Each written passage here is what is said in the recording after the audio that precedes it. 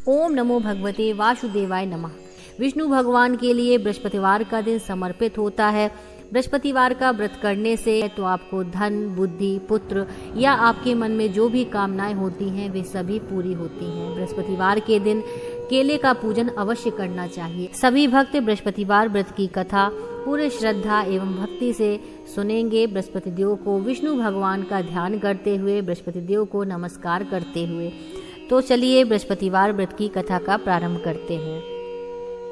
बहुत समय पहले की बात है। भारत में एक राजा राज्य करता था। वह अति प्रतापी एवं दानी था। वह प्रतिदिन मंदिर में भगवत दर्शन करने जाता था और गुरु और ब्राह्मण की सेवा भी किया करता था। उसके द्वार से कोई भी याचक निराश नहीं लौटता था। वह प्रत्येक गुरुवार को व्रत रखता और पूजन करता था। हर दिन गरीबों की मदद करता था, परंतु यह सब बातें उसकी रानी पसंद नहीं करती थी। वह ना व्रत करती थी, ना किसी को एक भी पैसा दान के रूप में देती थी। वह राजा को भी ऐसा करने से रोकती थी। एक समय की बात है जब राजा शिकार खेलने वन को चले गए थे। महल में सिर्फ रानी और दासी थी। उस समय गुरु बृहस्पति साधु का रूप धारण कर राजा के दरबार पर भिक्षा मांगने आए। साधु ने रानी से भिक्षा मांगी तो वह कहने लगी, हे साधु महाराज, मैं इस दान पुण्य से तंग आ गई हूँ। इस काम के लिए तो मेरे पतिदेव ही बहुत हैं। अब आप ऐसी कृपा करें कि सारा धन नष्ट हो जाए तथा मैं आराम से रह सकूं। साधु का वेश रखे बृहस्पति देव ने कहा, हे देवी, तुम अति विचित्र हो। संतान और धन से कोई दुखी नहीं होता, सभी इसे चाहते हैं। पापी भी पुत्र धन की इच्छा करता है। अगर तुम्हारे पास धन बहुत है तो भूखे मनुष्यों को भोजन कराओ, ब्राह्मणों को दान दो, प्याऊ लगवाओ, धर्मशालाएं बनवाओ, कुआं, तालाब, बावड़ी, बाग बगीचे आदि बनवाओ तथा निर्धनों की कुंवारी कन्याओं का विवाह करवाओ। साथ ही यज्ञ आदि करो। इस प्रकार के कर्मों से आपके कुल का एवं आपका नाम लोक परलोक में प्रसिद्ध होगा और स्वर्ग की प्राप्ति होगी। किंतु वह मूर्ख रानी साधु की इन बातों से खुश नहीं हुई। वह बोली, हे साधु महाराज, मुझे ऐसी संपत्ति की आवश्यकता नहीं जो मेरे काम न आए तथा जिसको मैं अन्य लोगों को दान दूं, जिसको रखने और संभालने में ही मेरा सारा समय नष्ट हो जाए। साधु ने रानी को समझाने का बहुत प्रयत्न किया, परंतु रानी अपनी बात पर अडिग रही। तब साधु ने कहा, हे देवी, यदि तुम्हारी ऐसी ही इच्छा है तो जैसा मैं तुम्हें बताता हूँ तुम वैसा ही करना। बृहस्पतिवार के दिन घर को गोबर से लीपना, अपने केसों को पीली मिट्टी से धोना, केसों को धोते समय स्नान करना, राजा से कहना कि वह भी हजामत करवाए, भोजन में मांस मदिरा खाना, कपड़े धोबी के यहाँ धुलने डालना। इस तरह 7 बृहस्पतिवार निरंतर करने से तुम्हारा सब धन नष्ट हो जाएगा। ऐसा कहकर साधु रूपी बृहस्पति देव अंतर्ध्यान हो गए।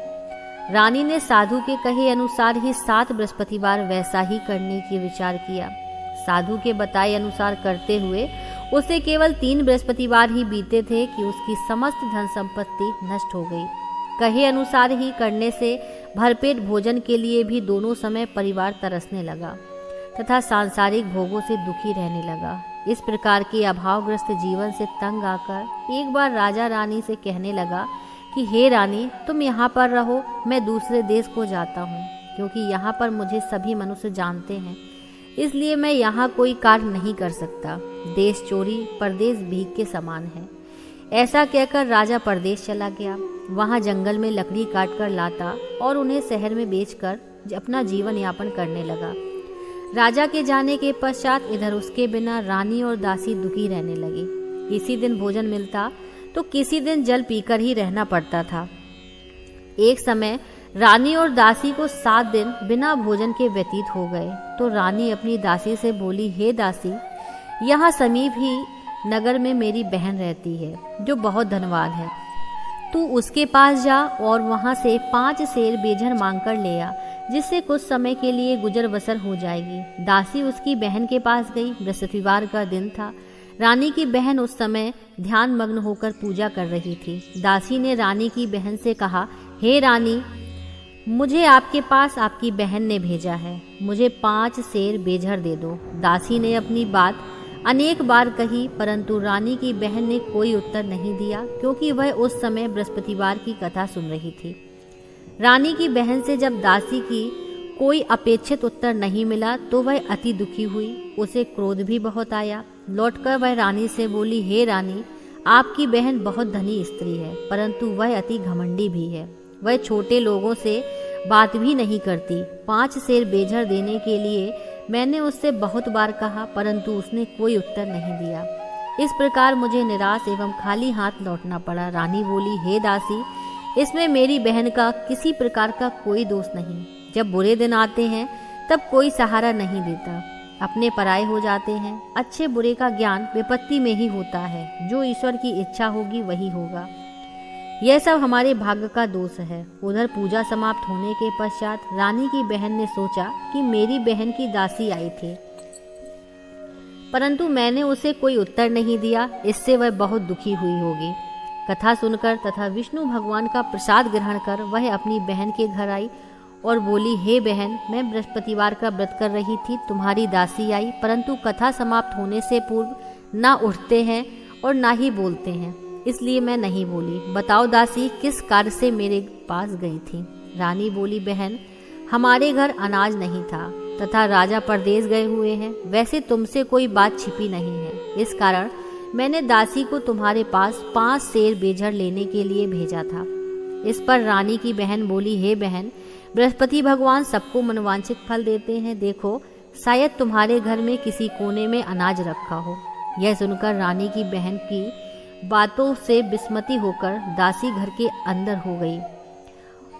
अंदर गई तो वहां उसे एक घड़ा बेझर का भरा हुआ मिल गया। उसे बड़ा आश्चर्य हुआ, क्योंकि उसके अनुसार घर का एक एक बर्तन अन्न से खाली था। उसने बाहर आकर रानी को सारा वृतांत सुनाया। दासी अपनी रानी से बोली और कहने लगी, हे रानी, देखो, वैसे भी हमको जब अन्न नहीं मिलता तो वह भी व्रत समान ही है। अगर इनसे व्रत की विधि तथा कथा पूछ ली जाए तो बृहस्पतिवार का व्रत हम भी किया करेंगे। और फिर दासी के कहने पर रानी ने अपनी बहन से बृहस्पतिवार व्रत पूजन विधि एवं नियमों के बारे में विस्तार से पूछा। उन्होंने बताया, जो बृहस्पतिवार के व्रत में चने की दाल और मुनक्का से विष्णु भगवान के और केले की जड़ का पूजन कर दीपक जलाता है, पीला भोजन करता है, पीले वस्त्र धारण करता है तथा प्रेम पूर्वक बृहस्पति भगवान की कथा सुनता है, इस प्रकार करने से गुरु भगवान उस भक्त से प्रसन्न होते हैं, धन अन्न पुत्र देते हैं, मनोवांछित मनोकामना पूर्ण करते हैं। व्रत एवं पूजन की विधि बताकर रानी की बहन अपने घर लौट आई। तत्पश्चात रानी और दासी दोनों ने निश्चय किया कि बृहस्पति देव भगवान का व्रत एवं पूजन जरूर करेंगे। 7 दिन पश्चात जब बृहस्पतिवार आया तो दोनों ने व्रत रखा। दासी घुड़साल में जाकर चना और गुड़ बीन लाई और उसकी दाल बनाकर केले की जड़ में विष्णु भगवान का पूजन किया। अब भोजन पीला कहाँ से आए, यह सोचकर दोनों बड़ी दुखी हुई, परंतु उन्होंने व्रत किया था, इसलिए बृहस्पति देव भगवान उनसे प्रसन्न थे। एक साधारण व्यक्ति के रूप में वे 2 थालों में सुंदर पीला भोजन लेकर आए और दासी को देकर बोले, हे दासी, यह भोजन तुम्हारे और रानी के लिए है, तुम दोनों ही इसे ग्रहण करना। दासी भोजन पाकर अत्यंत प्रसन्न हुई और रानी से बोली, हे रानी, भोजन कर लो। रानी को भोजन के विषय में कुछ पता नहीं था, इसलिए वह दासी से बोली, जा तू ही भोजन कर, क्यों तू व्यर्थ में हमारी हंसी उड़ाती है। दासी बोली, हे रानी, एक व्यक्ति भोजन दे गया है। रानी बोली, वह भोजन तेरे लिए ही दे गया है, इसलिए तू ही भोजन कर। दासी ने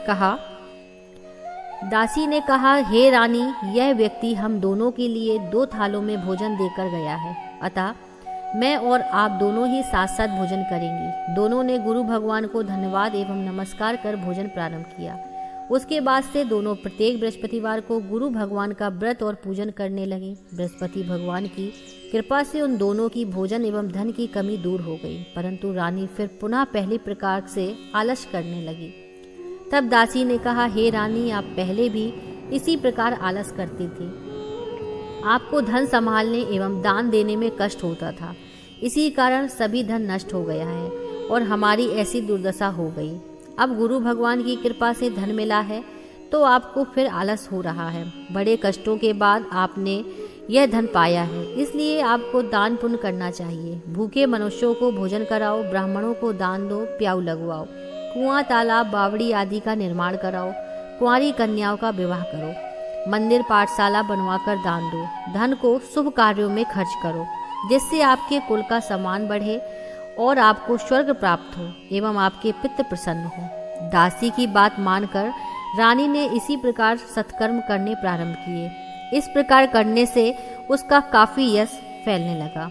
कुछ दिनों के बाद एक दिन रानी और दासी आपस में विचार करने लगी कि ना जाने राजा किस दशा में होंगे, उनकी कोई खोज खबर नहीं है। रानी राजा की कोई खबर न पाकर उदास रहने लगी। गुरु भगवान से उन्होंने प्रार्थना की और भगवान ने रात्रि में राजा को स्वप्न में दर्शन देकर कहा, हे राजा उठ, तेरी रानी तुझको याद करती है, अब अपने देश लौट जा।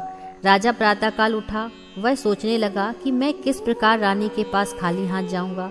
मेरे पास तो कुछ भी नहीं। स्त्री जाति खाने और पहनने की ही साथी होती है। पर प्रभु की आज्ञा मानकर वह अपने नगर चलने को तैयार हुआ। परदेश में राजा बहुत दुखी रहने लगा था। प्रतिदिन जंगल से लकड़ी बीनकर लाता और उसे शहर में बेचकर अपने दुखी जीवन को बड़ी कठिनाइयों से व्यतीत करता था। एक दिन राजा दुखी होकर अपने पुराने दिनों की याद करके रोने लगा। उस जंगल में बृहस्पति देव एक साधु का रूप धारण करके आए और राजा से बोले, हे लकड़हारे, तुम इस बियावान जंगल में किस चिंता में बैठे हो, मुझे बतलाओ। यह सुनकर राजा की आंखों में आंसू भर आए और वह साधु को प्रणाम करके बोला, हे प्रभु, आप सब कुछ जानने वाले हैं। इतना कहकर राजा ने साधु को अपनी समस्त व्यथा सुना दी। तब साधु रूप में गुरु भगवान राजा से बोले, हे राजन, तुम्हारी पत्नी ने बृहस्पतिवार के दिन बृहस्पति देव का अपमान किया था, जिसके कारण तुम्हारी यह दुर्दशा हुई। अब तुम किसी प्रकार की चिंता मत करो, भगवान तुम्हें पहले से अधिक धन प्रदान करेंगे। देखो, तुम्हारी पत्नी ने बृहस्पतिवार का व्रत करना प्रारंभ कर दिया है। अब तुम भी बृहस्पतिवार का व्रत करके चने की दाल व गुड़ जल के लोटे में डालकर केले का पूजन करो, फिर कथा कहो या सुनो। भगवान तुम्हारी सभी मनोकामनाओं की और सभी इच्छाओं की पूर्ति करेंगे। साधु के वचन सुनकर राजा बोला, हे प्रभु, मुझे लकड़ी बेचने के पश्चात इतना पैसा भी नहीं बचता कि भोजन करने के उपरांत कुछ भी बचा सकूं। मैंने रात्रि में अपनी रानी को व्याकुल एवं व्यथित देखा है। मेरे पास कोई साधन नहीं है जिससे उसका समाचार भी जान सकूं। इसके अतिरिक्त मैं बृहस्पति देव की कथा भी नहीं जानता हूँ, जिसे कह या सुनकर मैं व्रत धारण कर सकूं और बृहस्पति भगवान का पूजन कर सकूं। साधु ने कहा, हे राजा, तुम किसी बात की चिंता न करो। बृहस्पतिवार के दिन तुम नित्य की भांति लकड़ियां लेकर शहर में जाओ। तुम्हें रोज से दुगना धन प्राप्त होगा, जिससे तुम भली भांति भोजन कर लोगे और गुड़ एवं चने का प्रसाद खरीदकर बृहस्पति देव की पूजा भी कर सकते हो। बृहस्पतिवार की कहानी इस प्रकार से है। प्राचीन समय में एक बहुत ही निर्धन ब्राह्मण था। उसके कोई संतान नहीं थी। ब्राह्मण नित्य पूजा पाठ करता। ब्राह्मण स्वभाव से दयालु तथा धार्मिक विचारों वाला व्यक्ति था, परंतु उसकी पत्नी बहुत मलिनता के साथ रहती थी। वह ना तो स्नान करती थी, ना ही किसी देवता का पूजन करती थी। सुबह उठते ही सर्वप्रथम भोजन करती, बाद में घर के अन्य कार्य करती। अपनी पत्नी की ऐसी आदत के कारण ब्राह्मण देवता बहुत दुखी रहते थे। वह अपनी पत्नी को बहुत समझाते, किंतु उसका कोई परिणाम ना निकलता। भगवान की कृपा से ब्राह्मण की स्त्री के कन्या उत्पन्न हुई। वह कन्या ब्राह्मण के घर में बड़ी होने लगी। वह बालिका प्रातःकाल ही स्नान करके भगवान विष्णु का जप करती, बृहस्पतिवार का व्रत भी करने लगी। पूजा पाठ समाप्त कर पाठशाला जाती तो अपनी मुट्ठी में जौ भरकर ले जाती और पाठशाला जाने के रास्ते में ही डाल देती। भगवान बृहस्पति की कृपा से वही जौ स्वर्ण के हो जाते तो लौटते समय उनको बीनकर घर ले आती। एक दिन वह बालिका सूप से उन सोने के जौ फटक कर साफ कर रही थी। तभी उसकी माँ ने उसे देख लिया और कहा, हे बेटी, सोने के जौ को फटकने के लिए एक सूप भी सोने का ही होना चाहिए। दूसरे दिन बृहस्पतिवार था। कन्या ने व्रत रखा और भगवान बृहस्पति से प्रार्थना करके कहा, हे प्रभु, यदि मैंने सच्चे मन से श्रद्धा पूर्वक आप तक का पूजन किया, व्रत किया हो तो कृपा मुझे सोने का सूप दे दो। बृहस्पति देव ने उसकी प्रार्थना स्वीकार कर ली। नित्य की भांति वह कन्या जौ फैलाती हुई पाठशाला चली गई। पाठशाला से लौटकर जब वह जौ बीन रही थी तो बृहस्पति भगवान की कृपा से उसे सोने का सूप प्राप्त हुआ। उस सोने के सूप को वह घर ले आई और उससे जौ साफ करने लगी, परंतु उसकी माँ का आचरण वैसा ही रहा। एक दिन वह कन्या सोने के सूप से जौ साफ कर रही थी। उसी समय अचानक उस नगर का राजकुमार वहां से होकर निकला। कन्या के रूप एवं कार्य को देखकर राजकुमार कन्या पर मोहित हो गया। राजमहल लौटकर राजकुमार अन्न एवं जल त्याग कर उदास होकर लेट गया। राजा को जब अपने पुत्र एवं अन्न जल त्यागने का समाचार प्राप्त हुआ तो अपने मंत्रियों के साथ वह राजकुमार के पास आए और बोले, हे बेटा, तुम्हें किस बात का दुख है? किसी ने तुम्हारा अपमान किया है अथवा कोई और कारण है तो मुझे बताओ, मैं वही करूँगा जिससे तुम प्रसन्न होगे। राजकुमार ने अपने पिता की बातें सुनी तो वह बोला, आपकी कृपा से मुझे किसी प्रकार का कोई कष्ट नहीं है। किसी ने मेरा अपमान भी नहीं किया है, परंतु मैं उस कन्या के साथ विवाह करना चाहता हूँ जो सोने के सूप में सोने के जौ फटक रही थी। यह सुनकर राजा आश्चर्य में पड़ गया और बोला, हे राजकुमार, इस तरह की कन्या का पता तुम लगाकर मुझे बताओ, मैं तुम्हारा विवाह उसके साथ अवश्य ही करवा दूंगा। राजकुमार ने प्रसन्न होकर राजा को उस ब्राह्मण कन्या के घर का पता बताया। राजा के आदेश पर मंत्री उस कन्या के घर गया और राजा का आदेश ब्राह्मण को कह सुनाया। कुछ ही दिन बाद ब्राह्मण की कन्या का विवाह राजकुमार के साथ हो गया। घर से कन्या के विदा होते ही उस ब्राह्मण के घर में पहले की तरह निर्धनता वास करने लगी। अब भोजन के लिए अनाज भी बड़ी मुश्किल से मिलता था। एक दिन दुखी होकर ब्राह्मण देवता अपनी बेटी से मिलने गए। बेटी पिता की ऐसी अवस्था को देखकर अत्यंत दुखी हुई और उसने अपनी माँ का समाचार पूछा। ब्राह्मण ने पुत्री को सभी हाल कह सुनाया। पुत्री ने अपने पिता को बहुत सा धन देकर विदा कर दिया। इस प्रकार ब्राह्मण का कुछ समय सुखपूर्वक व्यतीत हुआ, लेकिन धन समाप्त होने के बाद स्थिति पूर्ववत हो गई। ब्राह्मण फिर अपनी पुत्री के यहाँ गया और उससे सभी हाल कह सुनाया। पुत्री बोली, हे पिताजी, आप अपने साथ माता जी को यहाँ लेवा लाओ। मैं उन्हें वह विधि बता दूंगी जिससे दरिद्रता दूर हो जाएगी। ब्राह्मण देवता अपनी पत्नी को साथ लेकर अपनी पुत्री के पास राजमहल पहुँचे तो पुत्री अपनी माँ को समझाने लगी, हे माँ, तुम सुबह उठकर सर्वप्रथम स्नान आदि करके भगवान विष्णु का पूजन किया करो तो सब निर्धनता दूर हो जाएगी। परंतु उसकी माँ ने उसकी एक न मानी। वह सुबह उठकर सर्वप्रथम अपनी पुत्री के घर में बचा जूठन खा लेती थी। एक दिन उसकी बेटी को अपनी माँ पर बहुत गुस्सा आया।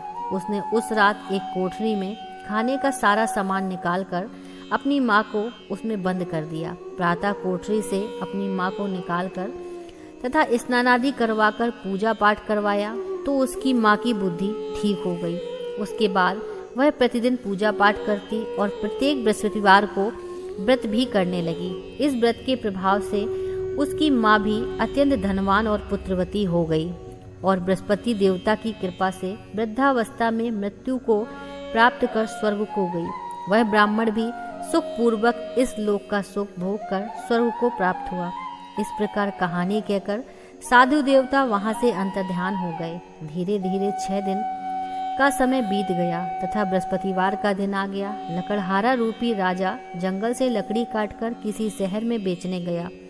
आज उसे और दिनों से अधिक धन मिला। राजा ने चना गुड़ आदि लाकर भगवान विष्णु का पूजन किया तथा बृहस्पतिवार का व्रत किया।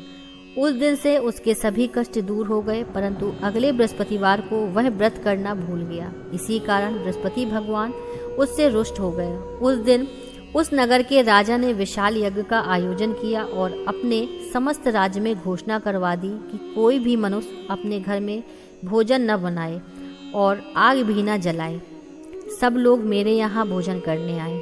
इस आज्ञा को जो नहीं मानेगा उसको सूली पर लटका दिया जाएगा। राजा की आज्ञा अनुसार राज्य के सभी निवासी राजा के भोज में सम्मिलित होने गए, परंतु लकड़हारा कुछ विलंब से पहुंचा। इसलिए राजा उसको भोजन कराने अपने साथ अपने महल ले गए। जब राजा लकड़हारे को भोजन करा रहे थे तो रानी की दृष्टि उस खूंटी पर पड़ी जिस पर उसका 9 लखा हार लटका हुआ था। उसे खूंटी पर हार लटका दिखाई नहीं दिया। रानी को निश्चय हो गया कि मेरा हार उस लकड़हारे ने चुरा लिया। उसी समय रानी की जिद पर राजा ने सैनिक बुलाकर लकड़हारे को जेल में डलवा दिया। जेल खाने में बंद वह लकड़हारा बहुत दुखी होकर विचार करने लगा कि ना जाने कौन से पूर्व जन्म के कुकर्म से मुझे यह दुख प्राप्त हुआ है। जेल में बंद लकड़हारा भगवान बृहस्पति को याद करने लगा। तत्काल बृहस्पति देव साधु के रूप में प्रकट हो गए और उसकी दशा देखकर कहने लगे, हे मूर्ख, तू बृहस्पतिवार को बृहस्पति देव की कथा एवं व्रत करना भूल गया, इसी कारण तुझे दुख प्राप्त हुआ है। अब किसी प्रकार की चिंता मत कर। बृहस्पतिवार के दिन जेल खाने के दरवाजे पर तुझे 50 पैसे पड़े मिलेंगे। तुम उन पैसों से प्रसाद मंगाना, भगवान बृहस्पति का पूजन एवं कथा कहना। कथा का प्रसाद स्वयं भी ग्रहण करना तथा दूसरों को भी कराना। इस प्रकार करने से तुम्हारे सभी कष्ट दूर हो जाएंगे। अगले बृहस्पतिवार राजा को जेल के द्वार पर पैसे मिले। राजा ने पूजा का सामान मंगवाकर कथा कही और प्रसाद बांटा। उसी रात बृहस्पति देव ने उस नगर के राजा को सपने में दर्शन देकर कहा, हे राजा, तूने जिस आदमी को जेल खाने में बंद कर रखा है वह निर्दोष है, वह राजा है, उसे छोड़ दो। रानी का नौलखा हार उसी खूंटी पर लटका हुआ है। अगर तू ऐसा नहीं करेगा तो तेरे राज्य को नष्ट कर दूंगा। राजा सुबह उठा और खूंटी पर हार टंगा देखकर लकड़हारे को बुलाकर उससे क्षमा याचना की तथा राजा के योग्य सुंदर वस्त्र आभूषण भेंट कर उसे विदा किया। बृहस्पति देव की आज्ञानुसार राजा अपने नगर को चल दिया। जब वह नगर के निकट पहुंचा तो उसे बहुत आश्चर्य हुआ। वहां पहले से अधिक तालाब, बाग और कुएं तथा बहुत सी धर्मशालाएं, मंदिर आदि बने हुए थे। राजा ने जब नगरवासियों से पूछा कि यह बाग, तालाब, धर्मशालाएं एवं कुएं किसके द्वारा बनवाए गए हैं, तब नगर के सब लोग कहने लगे कि यह सब रानी और दासी द्वारा बनवाए गए हैं। राजा को बहुत आश्चर्य हुआ और क्रोध भी बहुत आया। जब रानी ने यह खबर सुनी कि राजा आ रहे हैं तो अपने दासी से कहा, हे दासी, देख, राजा हमें अति दीन अवस्था में छोड़ गए थे। वह हमारी ऐसी हालत देखकर कहीं द्वार से ही लौट न जाएं, इसलिए तू द्वार पर खड़ी रह जा। रानी की आज्ञा अनुसार दासी दरवाजे पर खड़ी हो गई। जब राजा आए तो उन्हें अपने साथ महल में लिवा लाई। तब राजा ने क्रोध करके अपनी तलवार निकाली और रानी से कहा, बताओ, इतना धन तुम्हें कैसे और किस प्रकार प्राप्त हुआ। तब रानी ने बताया कि हमें यह सब धन बृहस्पति देव के व्रत के प्रभाव से प्राप्त हुआ है। अब राजा ने निश्चय किया कि 7 दिन बाद तो सभी बृहस्पति देव का पूजन करते हैं, परंतु मैं प्रतिदिन 3 बार कथा कहा करूँगा तथा दिन नित्य व्रत किया करूँगा। अब हर समय राजा के दुपट्टे में चने की दाल बंधी रहती थी तथा दिन में 3 बार वह कथा कहता। ऐसे ही एक दिन राजा ने विचार किया कि चलो अपनी बहन के यहाँ हो आऊं। ऐसा निश्चय कर राजा घोड़े पर सवार होकर अपनी बहन के यहाँ चल दिया। मार्ग में उसने देखा कि कुछ आदमी एक मुर्दे को लिए जा रहे हैं। उन्हें रोककर वह कहने लगा, अरे भाइयों, कुछ देर मेरी बृहस्पति देव की कथा सुन लो। वे बोले, लो, हमारा तो आदमी मर गया, इसको अपनी कथा की पड़ी है। परंतु कुछ आदमी बोले, अच्छा कहो, हम तुम्हारी कथा भी सुनेंगे। राजा ने दाल निकाली और कथा कहनी शुरू कर दी।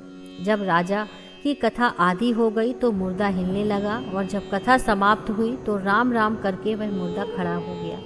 राजा आगे चला, उसे चलते चलते शाम हो गई। आगे मार्ग में उसे एक किसान का खेत में हल चलाता हुआ मिला। राजा उनसे बोला, अरे भैया, तुम मेरी बृहस्पतिवार की कथा सुन लो। किसान बोला, जब तक मैं तेरी कथा सुनूंगा तब तक 4 हरैया जोत लूंगा। जाओ भैया, अपनी कथा किसी और को सुनाना। राजा आगे चलने लगा। राजा के हटते ही किसान का बैल पछाड़ खाकर गिर गए और किसान के पेट में बहुत तेज दर्द होने लगा।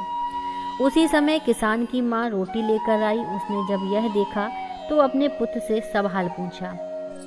बेटे ने सारा हाल बता दिया। किसान की माँ दौड़ी दौड़ी घोड़े पर सवार राजा के पास गई और उससे बोली, मैं तेरी कथा सुनूंगी, तू अपनी कथा मेरे खेत पर ही चलकर कहना। राजा ने लौटकर किसान के खेत पर जाकर कथा कही, जिसे सुनते ही बैल खड़े हो गए तथा किसान के पेट का दर्द भी बंद हो गया। आगे चलकर राजा अपनी बहन के घर पहुंचा। वहां बहन ने भाई की खूब आवाभगत की। दूसरे दिन सुबह राजा जागा तो उसने देखा कि सब लोग भोजन कर रहे हैं।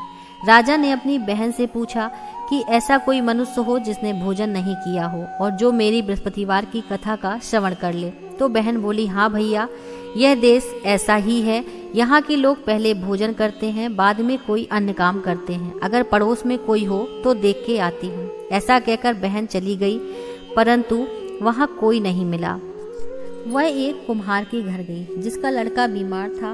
उसे वहाँ भी पता चला कि उसके यहाँ 3 दिन से किसी ने भोजन नहीं किया है। राजा की बहन ने अपने भाई की कथा सुनने के लिए कुम्हार से आग्रह किया तो वह तैयार हो गया। राजा ने जाकर बृहस्पतिवार की कथा पढ़ी, जिसको सुनकर कुम्हार का लड़का ठीक हो गया। अब तो राजा की हर ओर प्रशंसा होने लगी। कुछ दिन बाद एक दिन राजा ने अपनी बहन से कहा, हे बहन, मैं अपने घर जाऊंगा, तुम भी तैयार हो जाओ।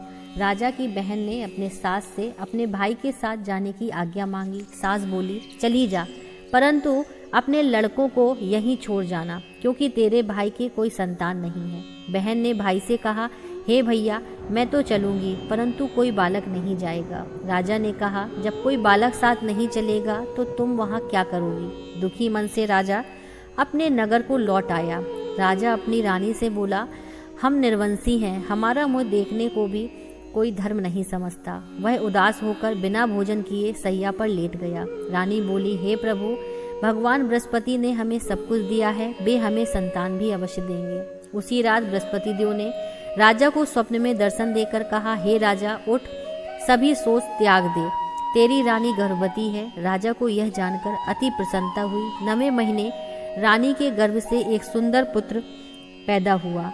तब राजा बोला, हे रानी, स्त्री बिना भोजन के रह सकती है, परंतु बिना कहे नहीं रह सकती। जब मेरी बहन आए तो तुम उससे कुछ मत कहना। रानी ने हाँ कर दी। जब राजा की बहन ने यह शुभ समाचार सुना तो वह अति प्रसन्न हुई तथा बधाई लेकर अपने भाई के यहाँ आई। तभी रानी ने कहा, घोड़ा चढ़कर नहीं आई, गधा चढ़ी आई। राजा की बहन बोली, भाभी, मैं इस प्रकार ना कहती तो तुम्हें औलाद कैसे मिलती? भगवान बृहस्पति ऐसे ही हैं, जैसी जिसके मन में कामनाएं होती हैं सभी को पूर्ण कर मनवांछित फल देते हैं। जो श्रद्धापूर्वक बृहस्पतिवार का व्रत करता है एवं कथा पढ़ता है अथवा सुनता है और दूसरों को सुनाता है, बृहस्पति देव उसकी सभी मनोकामनाएं पूरी करते हैं। बृहस्पति देव उनकी सदैव रक्षा करते हैं। जो श्रद्धा एवं संपूर्ण आदर भाव से बृहस्पति देव का पूजन एवं सच्चे दिल से व्रत करते हैं, उनकी सभी कामनाएं पूरी होती हैं। सच्चे मन एवं हृदय से रानी और राजा ने बृहस्पति देव की कथा का गुणगान किया। उनकी सभी इच्छाएं बृहस्पति देव ने पूरी की। इसलिए सबको कथा कहने अथवा सुनने के बाद बृहस्पति भगवान का प्रसाद ग्रहण करना चाहिए तथा सच्चे मन एवं भावना से भगवान बृहस्पति का ध्यान करते हुए सदा उनकी जय जयकार करनी चाहिए। बोलिए बृहस्पति भगवान की जय।